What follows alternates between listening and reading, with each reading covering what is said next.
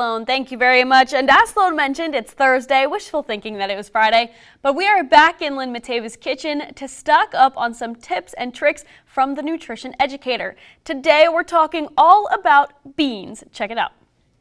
Hello. You might be wondering why I'm here with all of these beans. Well, first, let's talk about why beans. Beans are one of my favorite foods. It's because they're so high in protein, they are so high in fiber, which means they are really great for our digestive tract, and they keep us full for longer.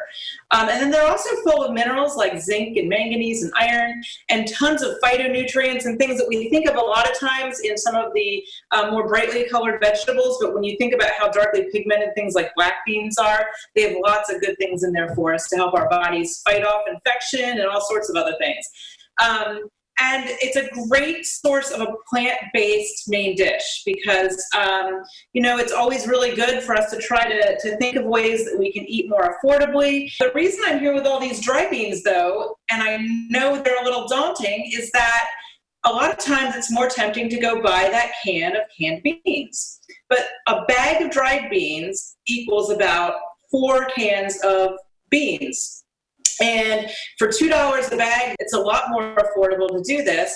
And with a few quick tips, it can actually be very easy and not be a big, long process to make these beans into something that we can turn into a meal. So the first thing is, we want to soak beans a lot of times, which is what makes people kind of scared to cook with them. Or they say, well, I have to think about it a whole day ahead of time. So there's a couple of things we can do here. One is that we can do a quick soak technique where we put them in, and when we're soaking beans, we're doing about 2 cups of beans for every 10 cups of water. And you can boil them until they come to boil for about 10 minutes or so, and then just turn it off and let it sit for an hour, drain off that water, and then they're ready to go ahead and cook as if they've been pre-soaked. And an important thing about doing that pre-soak, or you can do it old-fashioned like overnight where you soak them all night, but the important thing about that is it makes certain beans, such as the black beans, the pinto beans, the kidney beans, lima beans, things like that, it makes them a little more digestible, which is always a good thing. Makes us a little less, aerated in the tummy. But then the other thing is that then it's going to make them cook a lot easier and in a lot less time. And then you can go ahead and cook them per normal, or you could put them in a slow cooker. Now this one's a little small, but just for space, I brought this little one out. But you could put them in a slow cooker and they will cook, most beans will cook in a slow cooker in about anywhere from 6 to 8 hours, depending on whether you're doing high or low. So it's a good thing that you could cook throughout the course of a day and have ready when it's time for dinner. And then you only need about 3 parts water to 1 part beans because they've already been pre-soaked. I've got some lentils here, beans such as, or legumes such as lentils, black-eyed peas, and your green split beans do not need to be pre-soaked. So these will cook in about half an hour, which makes them very quick for an evening.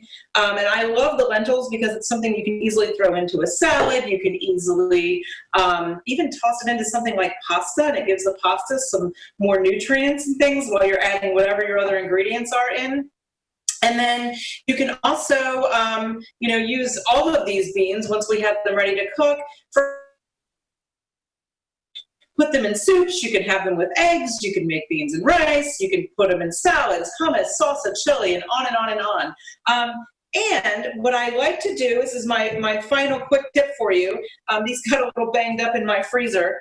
I threw something on top of them after I froze them, so they're a little ugly. But I have these cute little muffin liners, and what I've done is I filled them with the cooked beans. I put them in the freezer, and then when they're all frozen, I can pop them out and throw them into a Ziploc bag or a freezer lock bag, whatever you want to call those. And then that is going to be ready to go whenever I just want to defrost a handful of beans for something, or a few of these. These are about a third of a cup, and that's just ready to roll with, and it was as fast as opening a can of beans. I mean, you don't need these fancy things. You could just use the old-fashioned muffin tins, but I chose these just because they're really easy to get them in and out with these, and they're pretty affordable. I got them at, just a regular grocery store in the baking section, and I don't think I paid a lot of money for them. So, but the question is now is what are you going to do with all these beans? Because we have beans, and now we know there's lots of easy things and tips that we can do to make a meal.